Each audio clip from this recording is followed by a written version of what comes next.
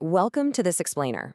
Look, grab a seat because today we need to have a real eye-level coaching session about what it actually means to lead a team. If you've just been promoted, or honestly, if you're just struggling to keep your head above water as a manager right now, this is for you. We are going to strip away the illusions of what you think makes a great boss and confront a pretty tough reality. All right, let's dive right in. Okay, I want you to picture this scenario. It's a visceral feeling, really. You spot it from across the room. One of your team members is working on a deliverable and, oh man, they're doing it the slow way. Or worse, the wrong way. Or just in a way that makes you wince. Because you absolutely know there's a much cleaner, faster path to get it done. And in that exact moment, every single instinct in your body screams the exact same thing. Just take it over. The temptation is completely overwhelming, isn't it? You kind of want to just roll your chair over, gently push them aside, say, hey, let me just do this part real quick and fix it yourself. You do it, the deliverable goes out clean and crisis averted. It feels like leadership, but as your coach today, I am here to tell you it's actually the exact opposite. So, let's look at section 1, the takeover instinct, and why your competence is actually a trap. Let's be totally fair about where this urge to jump in comes from. It doesn't come from laziness. It doesn't come from a massive ego. Notice that number right there, 70%. That urge comes from your own competence. You earned your stripes and got this management job because you were excellent at the work. That muscle memory doesn't just evaporate the day you get a new title. So when you see a job being done at 70% of what you know is possible, that gap causes you almost literal physical discomfort. Stepping in and doing it yourself instantly closes that gap. It scratches the itch. But let's play that logic all the way out, because honestly, it's completely absurd. Ask yourself, how many of your team members' jobs can you actually take over? Maybe you can take over one on a really busy day, maybe two if you literally skip lunch entirely. You cannot be the safety net under every single person at once. If you could actually do everyone's work, this company wouldn't even need a manager. They could let the whole team go, you could do it all yourself, and you'd just be an individual contributor again. Your job changed the absolute minute your title did. This brings us to section 2, a new scorecard and the total shift in how we measure success. We need to completely rewire how you view your daily achievements. For years, over on side A, your scorecard was personal and direct. You were measured by the quality of the work that came directly out of your own hands. But look at side B. The moment you became a manager, the parameters permanently changed. You are now measured by the cumulative output of your team. Their wins are your wins. Their failures are your failures. Success now runs entirely through other people.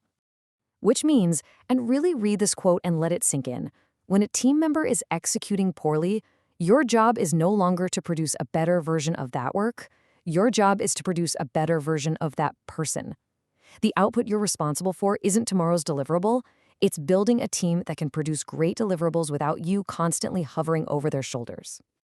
Now, let's move to section 3, the 3-layer trap, or how these mistakes just compound.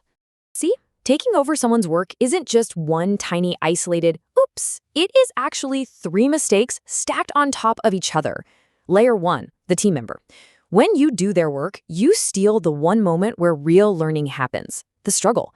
Now they're permanently stuck below their potential, and frankly, you're to blame. Layer 2, you. You absorb their task onto a plate that's already completely full of planning and people management. Something's got to give. And layer 3, the message. Your team is watching this. The quick learners realize they can slack off and you'll just do it for them, breeding dependence. The cynical ones, they think you're just hoarding your expertise, which breeds resentment. Both of these just quietly destroy morale. Put it all together and you arrive somewhere genuinely bad. I want to pound the table on this specific quote. An overloaded manager isn't a hero. An overloaded manager is a bottleneck waiting to fail. When you fail because you took on too much of their work, the entire team stalls behind you. You are not Batman saving the day. You are choking the whole system. That leads us into section 4, the short-term mirage, and why that saving the day glow is a total trap. Look, as your coach, I'll level with you here. I won't pretend the temptation to step in is completely rational. In the short term, taking over genuinely works. The document goes out polished, the client's happy, and you get that warm little glow of having saved the day. But that glow is a trap. It pays you back immediately, but it bills you later. You are making a terrible trade. You're trading a slightly better deliverable today for a permanently weaker team tomorrow. You just create a huge backlog for yourself and place a quiet ceiling on how big your team can ever grow. It is literally almost never a trade worth making. Okay, section 5, what to do instead. Let's talk about the hard rule. So what is the actual playbook when a deadline is staring you in the face and it's real? Here is your unbreakable rule as a manager. Cascade your knowledge. Keep your hands off the keyboard. The expertise locked in your head is worth way more spread across 5 people than hoarded just by you. When it's urgent, tell them exactly how to do it better. Be specific. Be quick. Sit right next to them if you have to. But make them execute it. They need the reps, especially under pressure. Coaching in the moment might be slower than doing it yourself exactly once, but I promise you, it is incredibly faster than doing it yourself forever. In the heat of the moment, I want you to use this test. Before you step in, ask yourself, if this goes out at 80% instead of 100, what actually happens? Most of the time, let's be honest, the answer is not much. It might mean a slightly rougher draft, a completely fixable comment from a stakeholder, or just a good lesson learned. If that's the answer, hold back. Let them own it. You've got to reserve the emergency takeover for the extremely rare case where the answer to that question is genuinely, we lose the client, or the whole organization feels this. The bar for stepping in should be incredibly high. And if you're honest with yourself, you'll be surprised by how rarely you actually clear it. Which brings us to Section 6, the permission to fail. This is the counterintuitive truth of leadership. This might be the hardest lesson to internalize. You have to deliberately let your team members make mistakes. Obviously not catastrophic, bankrupt the company mistakes, but ordinary, recoverable ones. A mistake your team member makes and then has to fix teaches them infinitely more than a flawless job you did on their behalf. Remember, that is exactly how you learned and got better. Denying them the chance to stumble is flat out denying them the chance to grow. And hey, if altruism doesn't convince you, let's appeal to your own self-interest. Organizations do not promote managers who personally hold everything together with their bare hands. Why? Because the higher-ups can plainly see that the moment you move up and leave that spot, the whole team will collapse. A team allowed to fail in small, safe ways becomes a team you can actually take your hands off entirely. Letting your people fail today is actually how you make yourself promotable tomorrow. All right, Section 7, the bottom line.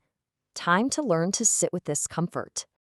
I want to leave you with a permanent mindset shift in how you operate every single day. Delegate or die. There really is no third option here. That physical discomfort you feel when you watch someone do a job at 80% of your standard, you need to understand that feeling isn't a problem to be solved by stepping in. Feeling that discomfort and letting them work through it is literally the job of management. Learning to sit with it is what separates the leaders who actually scale from the ones who stay permanently stuck doing everyone's job at once. Coach hard, teach constantly, absolutely point out the better way, but let them do it. So let's close out this explainer with a hard question straight from our source material today. Reflect on this for a second. What's the hardest task you've had to stop yourself from taking over? And what finally convinced you to let your team member run with it? Think about your team right now. Where are you hovering?